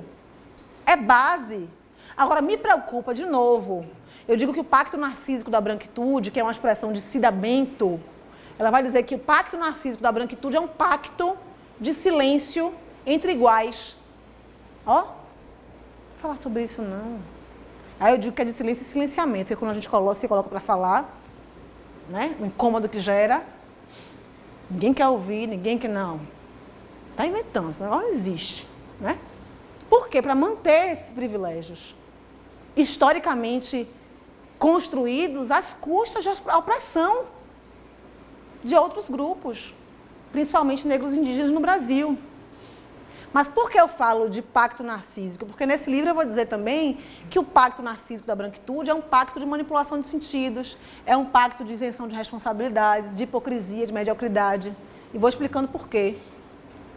E aí, manipulação de sentidos, eu vou falar sobre racismo estrutural. O que é que eu tenho escutado as pessoas falarem? Ah, mas é estrutural. Mas, minha gente... Ou seja, está na estrutura, não tem o que fazer. Sempre o pretexto para continuar se omitindo, né? Se é estrutural, as ações e posturas antirracistas precisam ser tão profundas quanto. Não é simplesmente se isentar de responsabilidades, né? Aí vem outro conceito que as pessoas distorcem. Ah, eu não tenho um lugar de fala. O que é lugar de fala, gente? É o lugar de onde você parte. É o lugar que te conecta a um grupo, a sua pertença a um grupo. Que pode ser racial ou não. Então, assim, eu digo que todas as pessoas têm vários lugares de fala. Eu tenho um lugar de fala como mãe, como nordestina, como promotora de justiça, como mulher negra, vários lugares de fala. Ah, mas eu sou uma mulher branca, eu não tenho um lugar de fala para tratar sobre racismo. E aí vejo professoras, mulheres brancas, dando aula de teorias e de teses alemães. Oh, tem lugar de fala aí? Então, qual é o lugar de fala de uma mulher branca ou de um homem branco nessa situação? O lugar de fala de um homem branco antirracista. Simples. O lugar de fala de uma mulher branca antirracista. Se for, né? Porque também se não for, não vamos forçar a barra, né? Não vamos forçar. Mas é isso. Não ser uma pessoa negra não lhe torna uma pessoa que não tem legitimidade para tratar de racismo. Até porque não fomos nós, pessoas negras, que criamos esse negócio, não. A gente sofre as consequências. Mas é preciso que todas as pessoas realmente estejam envolvidas com a questão antirracista. Até porque nós não estamos lá ainda. Não é isso? Nós não estamos com a caneta na mão para decidir, para resolver, para mudar as regras do jogo. Não estamos. Se a gente for esperar mais 500 anos, né? Não dá para esperar mais 500 anos. Então, Silvio Almeida vai dizer que o racismo é a regra e não a exceção em sociedades estruturadas pelo racismo. E esse racismo estrutural vai se manifestar de várias maneiras. E ele é dinâmico também, viu? Não é porque ele é enraizado que ele está engessado, não. Ele é dinâmico. Ele vai se moldando para manter os privilégios, tá? E aí o racismo institucional. Eu vou ser breve. Uma expressão que surge no livro Black Power, de 1968, com Stokely Carmichael e Charles Hamilton, que são duas panteras negras. Tá? Esse livro já está traduzido, Lívia? Tá, para o português, já temos. Mas o Brasil vai assumir uma concepção muito fundada no caso Stephen Lawrence, que é um caso que aconteceu em Londres, o assassinato de um jovem negro por crime de ódio racial em 1993, se eu não estiver enganada. E aí, o inquérito policial vai demorar tanto tempo, olha que coincidência, né? Para ser concluído, que eles vão instaurar um inquérito civil público para apurar os motivos da morosidade do inquérito policial. E o inquérito civil público termina primeiro e vai concluir duas coisas importantes. Primeiro, que a Polícia Metropolitana de Londres era institucionalmente racista. Não é o delegado, não é o investigador.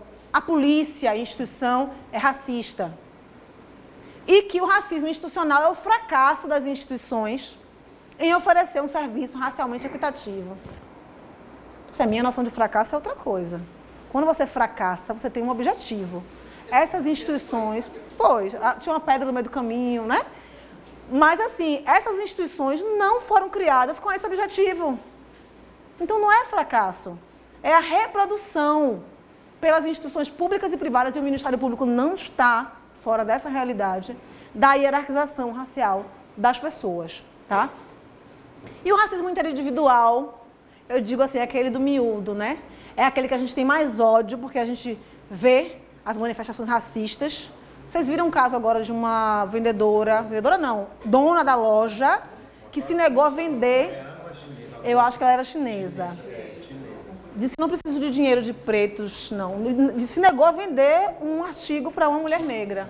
Mas eu fiquei pensando se ela nunca passou por uma situação de xenofobia.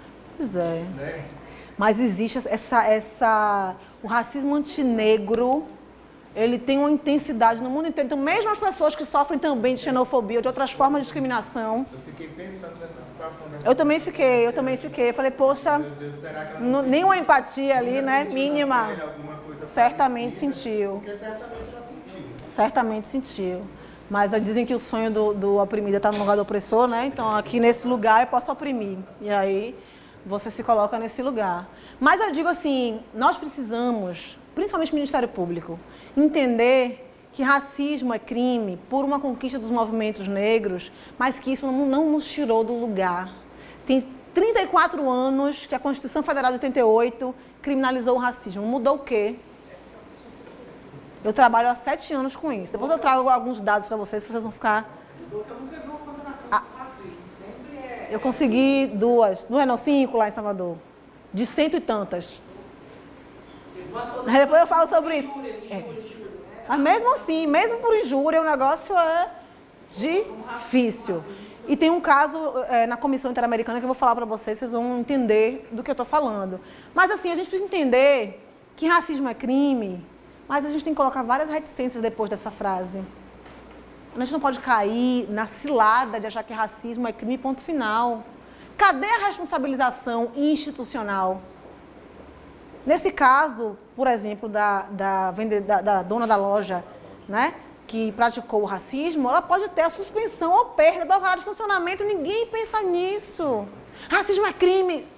Ok, mas tem outras tantas formas de enfrentamento ao racismo. E o dano moral que essa mulher sofreu? Ela pode ingressar com ação de indenização por dano moral. E se o dano moral for coletivo, o Ministério Público tem atribuição para ajuizar uma ação civil pública por dano moral coletivo. E a gente não faz.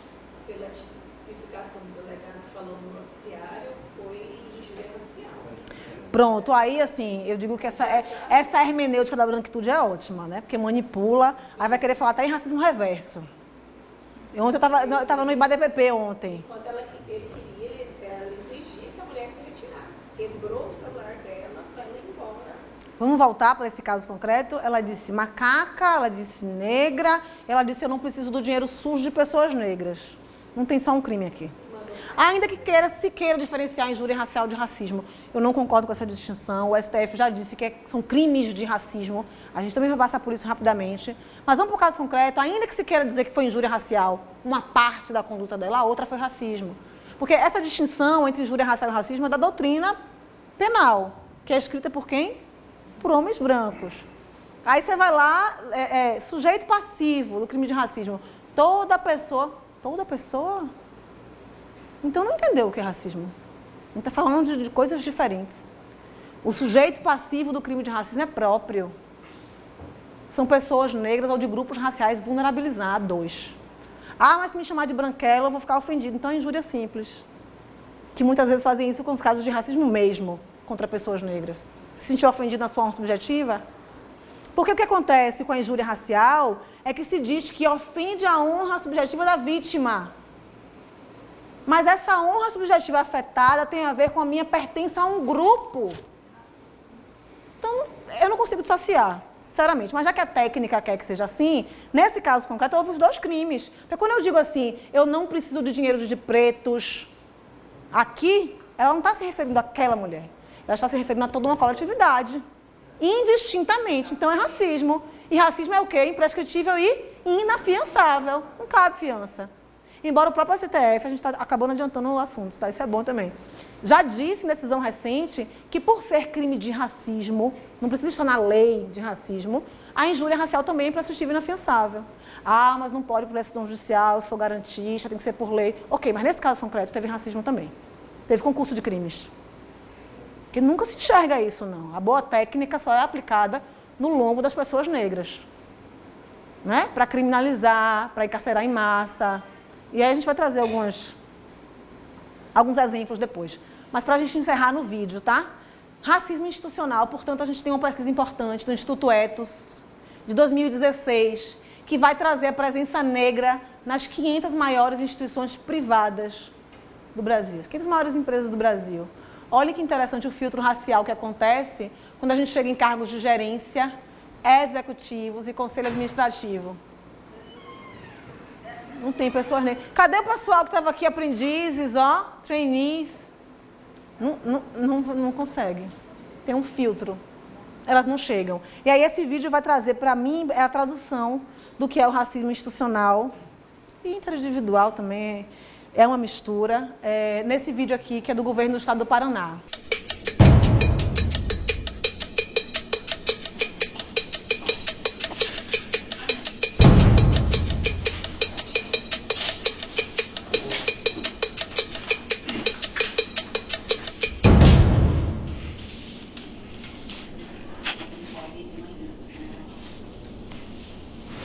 Muito obrigado por terem vindo. Eu vou mostrar algumas fotos para vocês e eu queria que vocês me dissessem o que vocês veem nessa foto. Tá atrasado. Tá com pressa. E essa?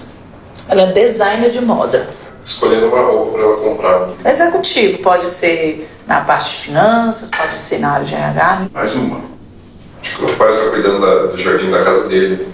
Com certeza ele não tem cara de ser empregado da casa, não. Ela tá limpando a casa dela, tá limpando a pia. Eu achei grafiteira, tem jeito de grafiteira. No grafite é uma arte, não é vândalo, não é uma vândalo.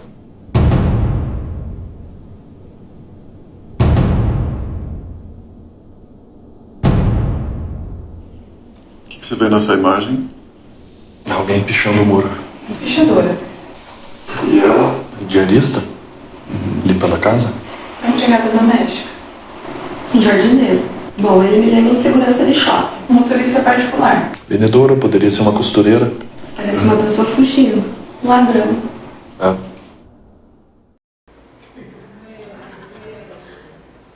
Viram? É assim, gente. Esse vídeo traz pessoas da área de recursos humanos, ou seja, responsáveis por recrutar pessoas para trabalharem.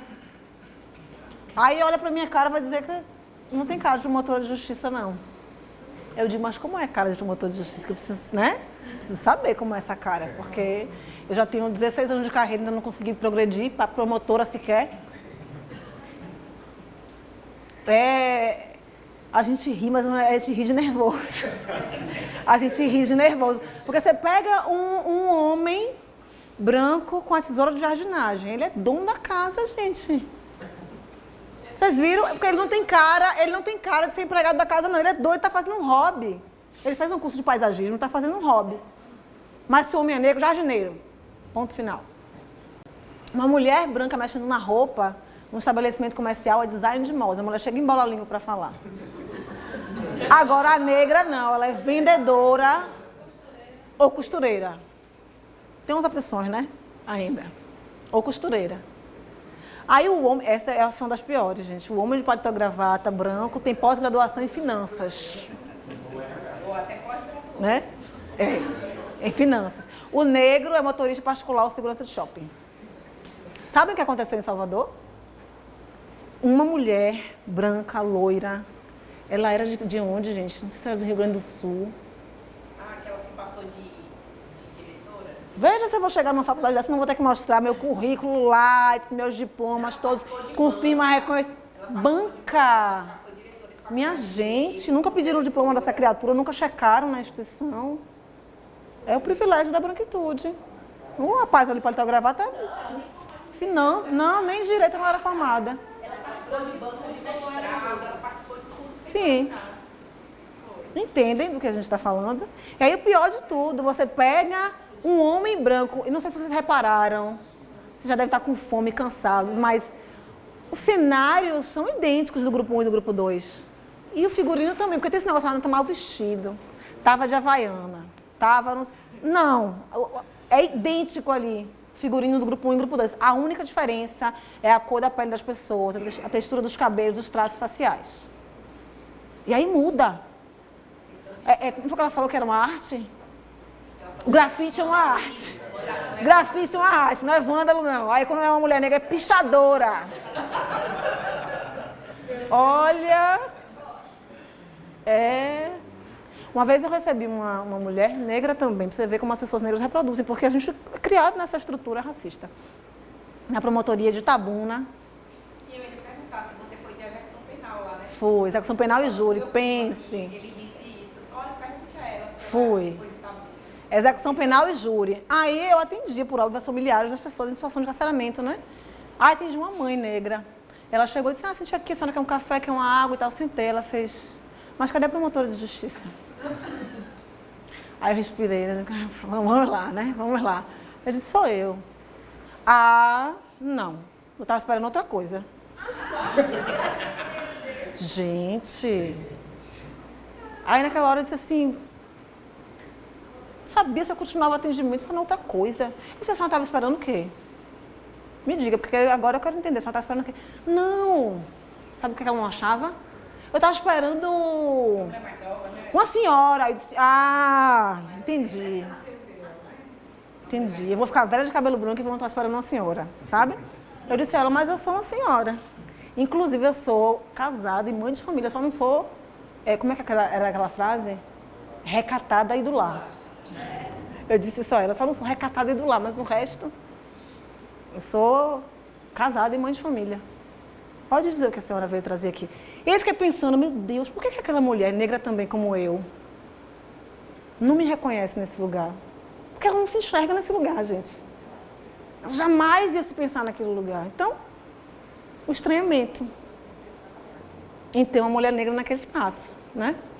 Porque olhem só vocês, antes da gente fazer o intervalo, né? Cadê a mulher negra? Cadê a Lívia aqui? Não tem. Pois.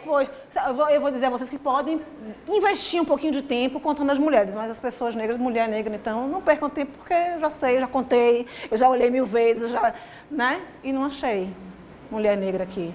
Tribunal de Justiça de São Paulo, podia ser o da Bahia também, viu?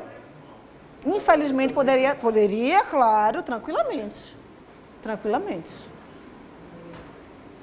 Vamos tomar um café, gente? Senão vocês vão me expulsar daqui de Palmas. Mesmo trazendo chuva, não vamos querer mais aqui.